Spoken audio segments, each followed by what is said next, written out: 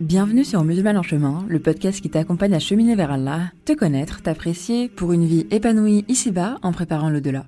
Je suis Amina Zamoun, ingénieure, coach professionnelle, étudiante en sciences islamiques et ici ta coach musulmane qui t'aide à prendre soin de toi et de ta foi. Ça te dit ? Alors c'est parti !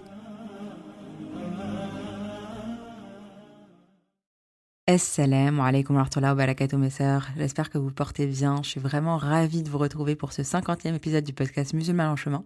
Et avec ce chiffre tout rond, je suis ravie de parler d'un sujet qui sincèrement est d'une importance capitale et qui peut changer une vie.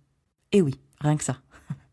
Je pèse mes mots parce que c'est un sujet qui touche à notre relation à Allah, donc la relation la plus importante de notre vie, également à notre manière de nous voir et à notre capacité à revenir vers lui.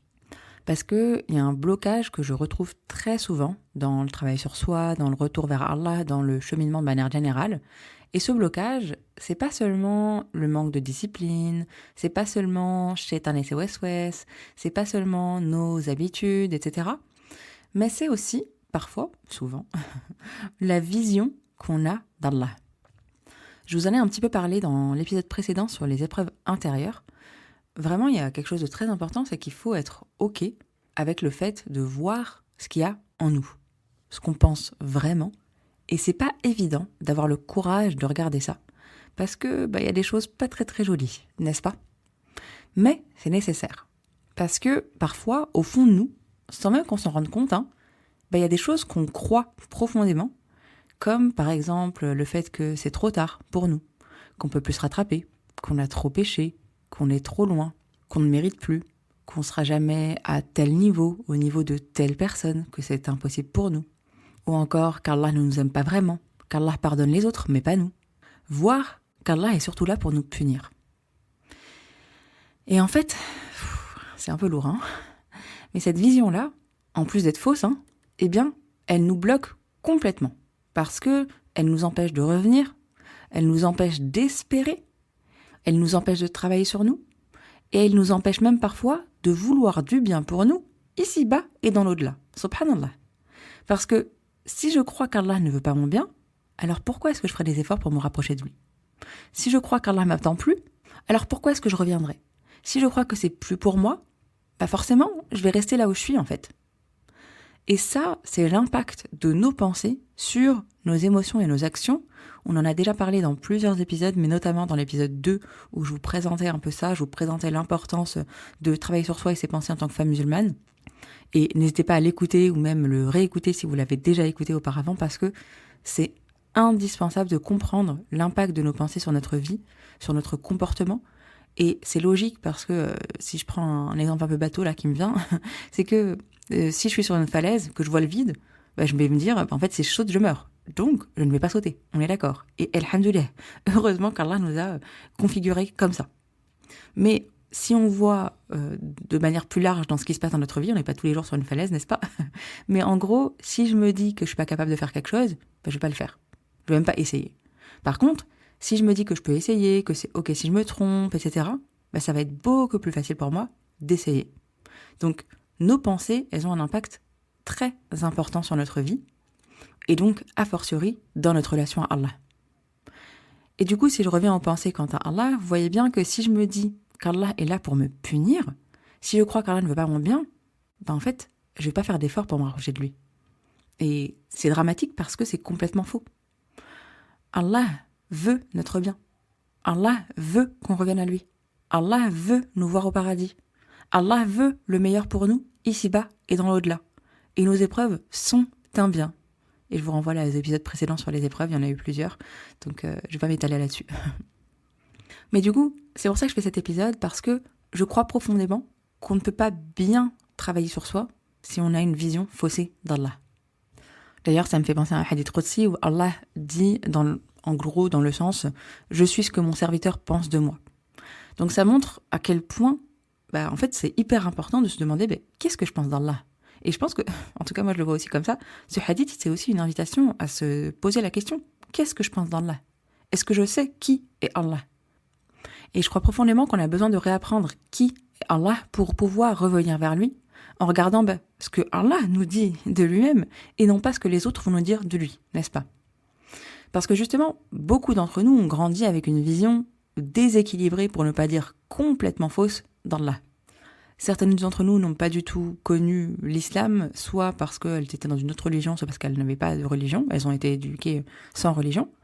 Et certaines ont eu une certaine éducation religieuse, parfois, alhamdoulilah, une belle éducation, vraiment alhamdoulilah pour ça, mais d'autres qui soit ont eu quelque chose de très vague, d'autres avec globalement ce que disaient les médias de l'islam, et d'autres encore, et c'est de ça dont je vais pas mal parler aujourd'hui, avec une vision très centrée sur le halal et le haram, la faute, la peur, la punition, la culpabilité. Et donc j'ai envie qu'on parle de cette dernière catégorie, parce qu'elle crée des dégâts. Et en vrai, toutes les catégories qui ne regardent pas ce qu'Allah a dit d'Allah, c'est compliqué, mais on va parler de ça en particulier. Déjà, c'est important de se dire que, bien sûr que c'est vrai qu'il y a des interdits. Oui, il y a des punitions. Oui, il y a des conséquences. Oui, l'enfer existe. On ne va pas nier ça. Mais le problème, c'est quand on parle directement de ça et qu'on ne voit que ça. Et en fait, on a oublié l'essentiel. Parce que on parle de tout ça, vous voyez, et dans tout ce que j'ai dit, je n'ai même pas évoqué Allah.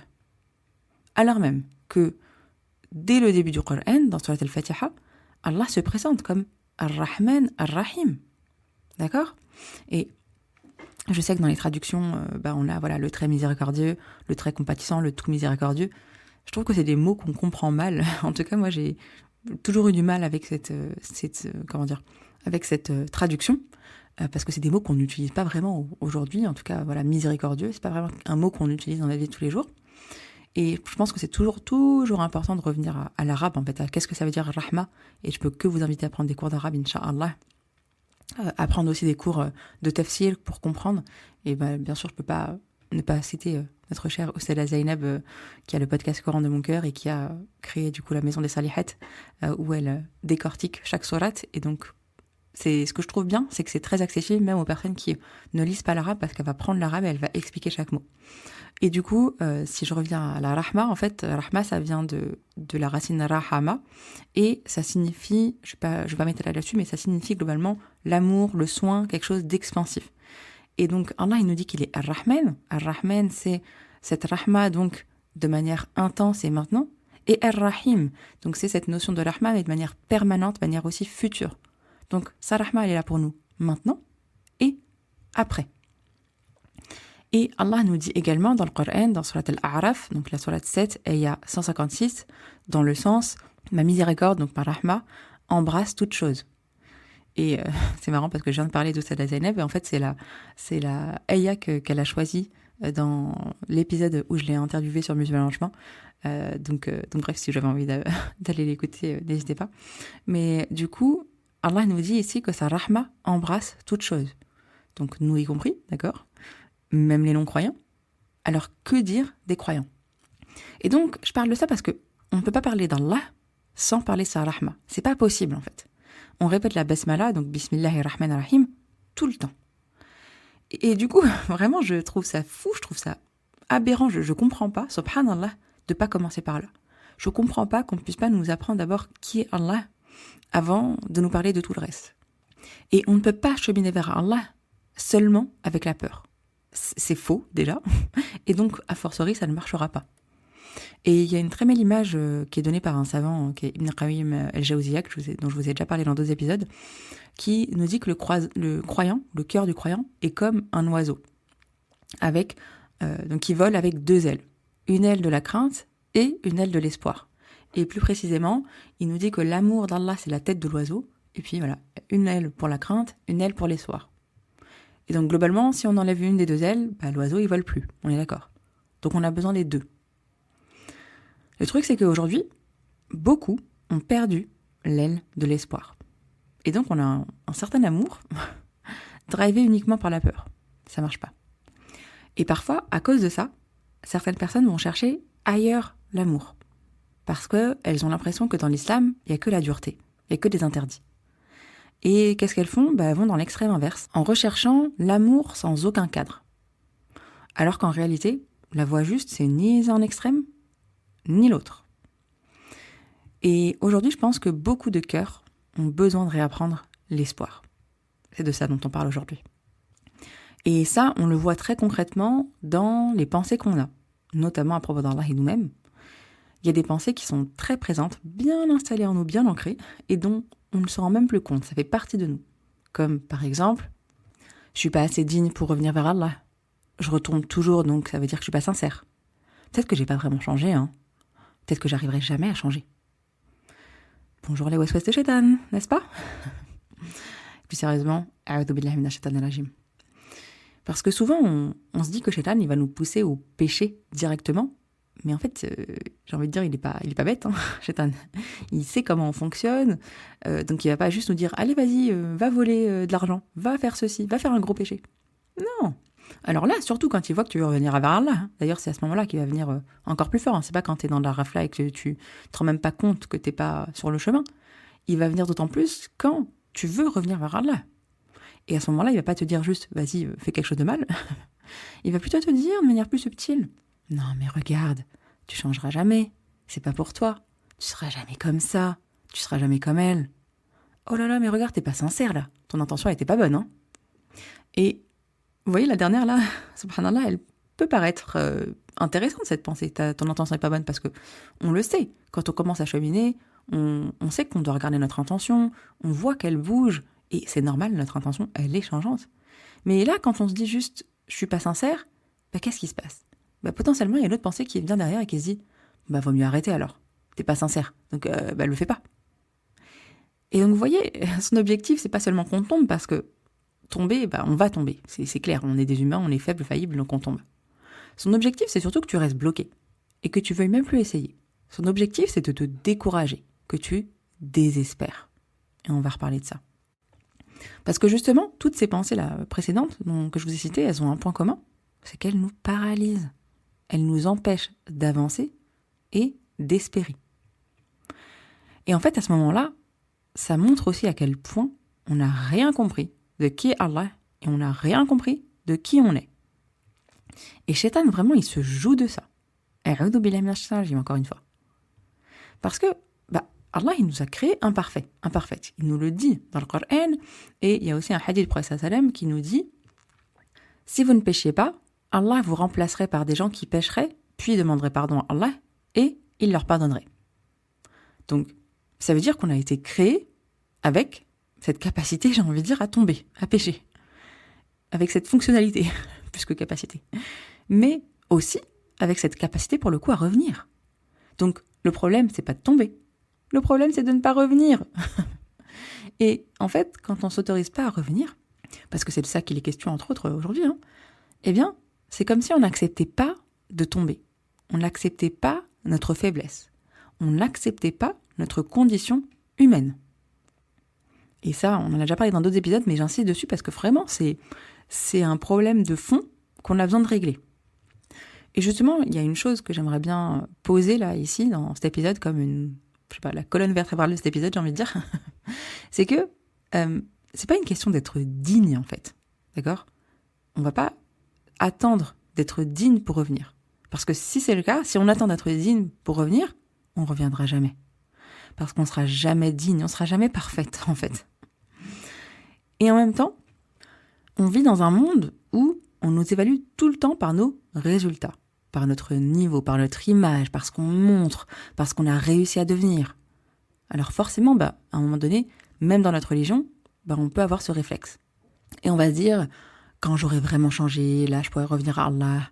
Quand je serai plus stable, plus pieuse, moins incohérente, là je pourrai revenir à Allah. Quand je porterai le hijab, quand je ferai bien ma prière à l'heure, quand je ferai ci, quand je ferai ça. Encore une fois, encore ce truc de stabilité, incohérence. Mais avec Allah, c'est pas du tout cette logique-là. Bien au contraire. Déjà, rappelons-nous que les résultats appartiennent à Allah. La transformation profonde appartient à Allah. La guider, lui, appartient également. Toi, ce qu'on te demande, ma chère musulmane en chemin, c'est pas d'être arrivé. C'est de revenir. C'est de faire un pas. Encore une fois, c'est de faire les causes. Et le prophète sallam, il nous donne une image que je trouve vraiment magnifique. Vraiment, la première fois que je l'ai entendue, je l'ai retournée un peu dans tous les sens. En gros, il nous dit dans un hadith que la prière, c'est comme quelqu'un qui se lave dans une rivière 5 fois par jour. Est-ce que si une personne se lave 5 fois par jour, il restera encore de la saleté sur lui? Non. la prière, elle est là pour effacer les péchés, pour nous purifier. Et ça, c'est hyper important à comprendre parce que on n'attend pas d'être propre pour se laver. Est-ce que tu vas te dire, quand je serai propre, j'irai me laver? Non, justement, c'est parce qu'on est sale qu'on va se laver. C'est exactement la même chose. On n'attend pas d'être parfaite pour revenir à Allah. C'est justement parce qu'on ne l'est pas qu'on doit revenir. Et c'est comme ça qu'on pourra s'élever, se purifier, se rapprocher de qui on a envie de devenir. Un pas après l'autre. Et justement, en parlant de qui on a envie de devenir, on se met tellement la pression. Oh là là, la comparaison, n'est-ce pas? On va commencer par là. On se compare énormément. D'une part aux autres, mais également, et peut-être même surtout, à une version idéalisée de nous-mêmes. On a un peu le fantasme de cette femme qu'on aimerait devenir, cette musulmane qu'on aimerait être. Et en vrai, c'est pas mauvais en soi de vouloir devenir meilleur, n'est-ce pas? Bien au contraire, même, c'est plutôt bien d'espérer évoluer, progresser, devenir meilleur, aller vers l'ihsan, n'est-ce pas? Mais le problème, c'est qu'on voit ça comme une montagne, une grande montagne. Et on se place tout en bas de la montagne et on regarde le sommet. Bon, je suis très visuelle, moi, donc visualisez avec moi. Et là, on se dit, non mais regarde, je suis trop loin. J'y arriverai jamais, en fait. C'est pas possible de monter sur cette montagne, de grimper jusqu'au sommet. Alors que ce regard, en fait, il est biaisé. Déjà parce qu'on oublie toutes les montagnes qu'on a déjà gravies. Et oui, on oublie d'où on vient. On oublie les efforts qu'on a déjà faits. On oublie les étapes qu'on a déjà franchies. On oublie les moments où on a déjà changé, on a déjà évolué, on a déjà fait des pas vers Allah. Et franchement, je vous invite juste à regarder 10 ans en arrière. Je suis sûre qu'il y a eu des changements, alhamdoulilah. C'est sûr et certain. Même, je vais aller encore plus loin que ça. Il y a un moment donné, vous étiez un bébé dans votre vie, d'accord? Vous saviez même pas parler. Maintenant, vous savez parler, vous m'entendez, vous comprenez. Vous êtes en train d'écouter là, Musulman en chemin. J'imagine que vous écoutez même d'autres choses pour vous aider à cheminer. Donc, ça montre bien que vous avez évolué. Et le truc, c'est que quand on regarde que vers le haut de la montagne, on voit plus tout ça, tout notre passé. Et on ne valorise plus tout ce cheminement passé. Alors qu'il est là, il existe, et il nécessiterait d'être valorisé et d'avoir du hamd, d'avoir de la gratitude envers Allah par rapport à ça. Donc ça, c'est une première chose. On ne voit plus notre passé et le cheminement passé. Et toutes les montagnes qu'on a déjà gravies. Rappelez-vous de ça. Et ensuite, parce que, justement, le truc, c'est que même si tu arrives en haut de cette montagne que tu vois là aujourd'hui, il y en aura une autre. Et puis une autre. Et encore une autre. Parce que le chemin vers Allah, c'est pas un point A, un point B et on est arrivé. Non. C'est un chemin. Et il n'y aura jamais un moment où tu peux te dire « Ça y est, je suis arrivée. C'est bon. J'ai plus rien à travailler sur moi. Je suis parfaite. » Non. On sera toujours en chemin. Et Inch'Allah, jusqu'à la fin. En tout cas, c'est ce que je nous souhaite. Mais du coup, si on attend d'être arrivé à un point qui n'existe pas, d'accord, pour revenir vers Allah, on reviendra jamais. Parce que cette version parfaite qu'on a en tête, elle n'existe pas. Et ce qu'Allah nous demande, c'est pas d'être à un certain sommet. Ce qu'Allah nous demande, c'est de cheminer, d'avancer et de commencer par un pas. Et quel pas? Parce que ce qu'Allah aime, c'est ce pas vers lui. Allah aime le repentir. Et le repentir, c'est le retour vers Allah. Et il y a un hadith que j'aime beaucoup aussi qui nous dit globalement Allah est plus heureux du repentir de son serviteur qu'un homme qui retrouve sa monture perdue dans le désert. Subhanallah. Et encore une fois, je vous disais, je suis très visuelle, comme 80% de la population, donc j'imagine que beaucoup d'entre vous aussi. Et vraiment, imaginez la scène. Imaginez un homme dans le désert, il perd sa monture. Ça veut dire qu'il perd son moyen. Alors soit il avait de la nourriture et de l'eau avec sa monture, soit un moyen d'en trouver. Mais du coup, ça veut dire qu'il est condamné, quasiment. Ça veut dire qu'il se dit, ok, je vais mourir là. Et soudainement, il retrouve sa monture. Imaginez la joie qu'il doit ressentir à ce moment-là. Je pense que c'est inimaginable. Et le prophète sallam, il nous dit qu'Allah est encore plus heureux que ça quand son serviteur revient vers lui. Subhanallah. Donc, ça veut dire qu'Allah, il se réjouit de ton retour, ma chère musulmane en chemin. Il montre une joie immense. Et non pas parce qu'Allah a besoin de nous, mais mais parce qu'il aime que son serviteur revienne. Et ça change tout dans la manière de voir le repentir, en fait. Parce que tu reviens pas vers un Seigneur qui te repousse, qui te blâme, qui va te fermer la porte. Tu reviens vers un Seigneur qui aime ton retour. Et en réalité, ce retour vers lui, c'est un grand bienfait pour nous. Pourquoi ? Parce que on revient vers ce qui est bien pour nous, ici-bas et dans l'au-delà. Et je trouve que en fait, ça va être difficile de se mettre à la place d'Allah, on ne pourra jamais. Mais il y a une image qui est intéressante pour essayer de comprendre ça. Une image assez simple, c'est celle d'un parent. Une maman pour nous, d'accord ? Les mamans, les femmes, les musulmans, qu'on soit maman ou pas. Juste, voilà, imaginez un enfant qui fait une erreur. On va imaginer un enfant plutôt grand, un ado, jeune adulte. Un enfant qui fait une erreur, notre enfant qui fait une erreur, qui s'éloigne, qui fait des choix qui sont pas bons pour lui. Et puis un jour, il revient. Il reconnaît son erreur. Il demande pardon, sincèrement. Il veut changer. Qu'est-ce qu'on ressent en tant que maman ? Et qu'est-ce qu'on va lui dire ? Est-ce qu'on va lui dire non, mais c'est trop tard, vas-y, pars. Tu mérites pas. Ou est-ce qu'on va ressentir de la joie, du soulagement, de l'amour ? Parce qu'on voit que son enfant, il revient vers ce qui est bon pour lui. Et on aime notre enfant, donc on veut ce qui est bon pour lui.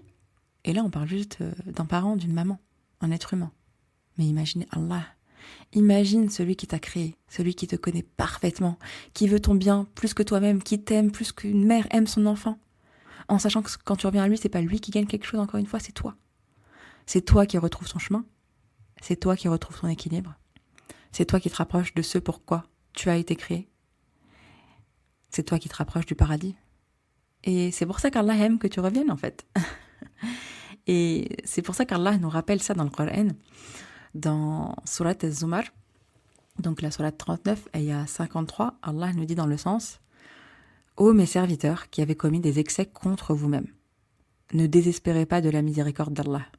Allah pardonne tous les péchés. Il est certes le pardonneur, le miséricordieux. » Quelle magnifique ayah, surtout en arabe. Et juste après, il nous dit quoi dans la ayah 54, dans le sens et puis en partie, je ne vais pas tout lire. Revenez à votre Seigneur en repentance et soumettez-vous à lui. Et ce partage, il est vraiment, vraiment, vraiment beau et bouleversant même, j'ai envie de dire. Parce que déjà, la première chose, en tout cas la première chose moi que ça me fait, c'est il commence par nous appeler ses serviteurs. Ô mes serviteurs. Il dit ô mes serviteurs. Même ceux qui ont commis des excès, même ceux qui ont dépassé les limites contre eux-mêmes du coup, Allah il les appelle encore, il nous appelle encore mes serviteurs. Il nous dit pas non mais ça y est, vous faites plus partie de mes serviteurs. Non, on est toujours ses serviteurs. Donc il y a toujours ce lien, cette proximité. Vous voyez ? En tout cas, lui, il n'a pas cassé ce lien. Souvent, c'est nous, en fait, qui nous éloignons. C'est pas lui qui s'éloigne de nous, c'est nous qui nous éloignons. Donc lui, il garde le lien. Subhanallah, c'est très très beau. Et ensuite, il dit pas, c'est fini pour vous. Non, il nous dit, ne désespérez pas. Parce qu'Allah, il nous connaît. Il sait ce qui va se passer un peu dans nos cœurs. Il sait qu'on va ressentir de la culpabilité, qu'on va avoir honte, qu'on va douter, on va avoir plein de pensées là qui vont nous polluer et qui vont nous dire que voilà, c'est plus pour nous, que c'est trop tard, etc. On n'est plus sincère, tout ça, tout ça. Et justement, Allah, il vient couper court à tout ça. Vous voyez, il fait en faire un petit court-circuit. Et il va nous dire, non, ne désespérez pas. Comme si c'était un peu la première chose à corriger. Avant même les actes, avant même les changements, c'est, ok, corrige cette pensée-là. Hop, allez, on change ton mindset. Parce que tant que tu crois que c'est trop tard, t'avanceras pas en fait. Et donc finalement, à ce moment-là, la première chose à faire, c'est pas encore de tout réparer. La première chose à faire, c'est de refuser de nourrir ce désespoir intérieur, s'il est là. Même si c'est juste un début. C'est de refuser cette petite voix qui te dit que c'est trop tard. De refuser cette pensée qui te bloque avant même d'essayer. Parce qu'on l'a vu, au fond, c'est là que tout se joue. Tant que tu crois que c'est fini, tu bougeras pas. Tant que tu crois que tu n'y arriveras pas, tu resteras là où t'es. Et Shaitan, il a même plus besoin de te pousser au péché parce que t'es déjà bloqué. T'es déjà, tu vois, c'est soit t'avances, soit tu recules. Là, dans quel camp c'est quoi. Et donc, vous voyez, le travail qu'on a à faire. Parce que oui, c'est un vrai travail. Apprendre à repérer ses pensées, à les attraper, à ne plus les laisser tourner en boucle dans notre tête, là, comme ça, sans les remettre en question. Apprendre à les déconstruire, les remplacer par quelque chose de plus juste, de plus vrai. Parce que toutes les pensées qu'on a dans notre tête, ne sont pas vraies. Je suis sûre que vous devez voir des pensées contradictoires que vous avez dans votre tête. Donc ça montre bien à quel point elles ne sont pas toutes vraies. À nous de faire le tri. Et c'est exactement un des objectifs de cet épisode, c'est de commencer à changer sa façon de penser, de revenir à quelque chose de plus juste, de plus aligné avec ce qu'Allah lui-même dit. Parce que tant qu'on est en vie, il y a de l'espoir. C'est un dicton là qu'on dit souvent, mais c'est vrai. Tant qu'on est en vie, la porte elle est ouverte.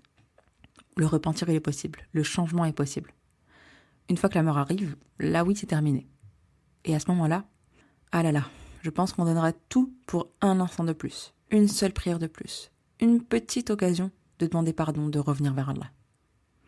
Alors, ce que je vous propose mes chers musulmans en chemin, mes chères sœurs, c'est de ne pas laisser Shaitan gagner, de ne pas laisser ses pensées nous empêcher d'avancer vers Allah, de ne pas laisser une vision faussée d'Allah nous priver de notre propre retour vers lui. Subhanallah, c'est un comble.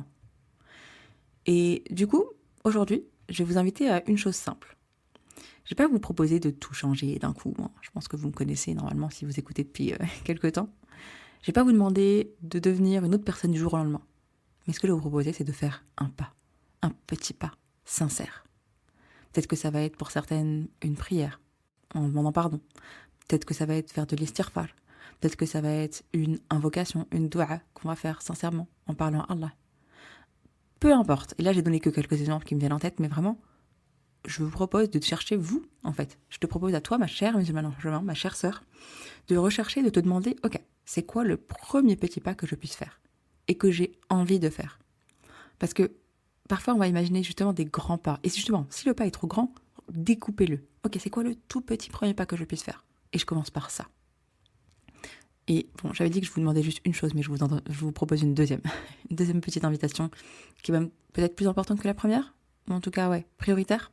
Allez, ce que je vous invite, c'est de prendre de quoi noter, là, à la fin de l'épisode, Inch'Allah, et de noter une chose qui vous a touché, une chose qui vous a marqué, une prise de conscience. Parce que souvent, on écoute plein de podcasts, on écoute des choses et on se dit oui, c'est vrai, ah ouais, c'est vrai. Et puis on passe à autre chose et rien n'a changé. Et là, j'ai envie qu'on ancre ça. J'ai envie que ça change votre vie, comme je vous le disais au début de l'épisode. Parce que ce genre de prise de conscience, ça peut changer une vie. Et bien sûr, c'est pas l'épisode en lui-même, d'accord, qui va changer votre vie. D'accord, je dis pas du tout ça. Ça peut être une cause, Inch'Allah. Et ce qui est sûr, c'est que changer sa manière de voir les choses, ça peut changer la suite de notre vie. Ça peut changer ce qu'on s'autorise à faire. Ça peut changer la manière dont on se regarde. Bien entendu, la manière dont on voit Allah, la manière dont on revient à lui. Et en fait, tout ça, ça commence généralement par quelque chose de simple. Une prise de conscience qu'on prend le temps d'ancrer. Et c'est pour ça que j'insiste un peu, parce que vraiment, ma chère musulmane en chemin, ne laisse pas passer ça. Et ça prend vraiment uniquement quelques secondes de venir noter ce qui nous a impacté, ce qu'on veut garder. Voilà pour cet épisode, j'espère que ça vous aura apporté. Et si jamais c'est le cas, je vous invite à le partager autour de vous, à une sœur, à une amie, autour de soi sur les réseaux, parce que franchement, on partage tellement de choses futiles sur les réseaux, mais là, je pense que c'est essentiel. C'est un sujet qui est trop important pour le garder pour soi. Et parfois, un simple partage peut être vraiment une cause de bien pour quelqu'un. Donc n'hésitez pas, soyons un bien les unes pour les autres, mes chères sœurs. Et sachez, Inch'Allah, que dans le prochain épisode, on ira voir ensemble une petite suite que j'avais prévu d'ailleurs d'aborder dans cet épisode-ci. Mais quand je vois le temps là qui passe en train d'enregistrer, je sais que ça sera beaucoup trop long. Donc on vous le fera la semaine prochaine, Inch'Allah. On verra ensemble à quel point Allah a tout mis en place pour que nous allions au paradis. Et vraiment, Inch'Allah, ça sera un épisode qui sera très beau. En tout cas, moi, toutes ces prises de conscience que j'ai eues, toutes ces connaissances que j'ai acquéries, alhamdoulilah, par la grâce d'Allah, ça me permet vraiment de me dire, mais en fait, ouais, Allah, il est bon. Il veut qu'on aille au paradis. Regarde tout ce qu'il a mis en place, subhanallah. Et encore, bien entendu, je ne vais pas tout citer, c'est impossible de tout citer.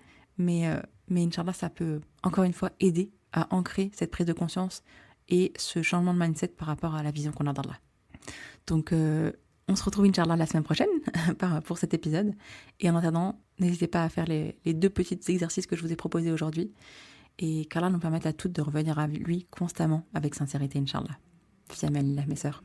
Assalamu alaikum wa rahmatullahi wa barakatuh. Merci d'avoir écouté cet épisode jusqu'au bout. Si c'est le cas, j'imagine qu'il l'a apporté. Et dans ce cas, n'hésite surtout pas à le partager autour de toi. C'est un vrai cercle vertueux de Hassanet. Et bien entendu, si ce n'est pas déjà fait, n'hésite pas à laisser un avis accompagné de 5 étoiles sur la plateforme de ton choix. Qu'Allah te préserve, ma sœur, et te facilite tout ce qui est un bien pour toi.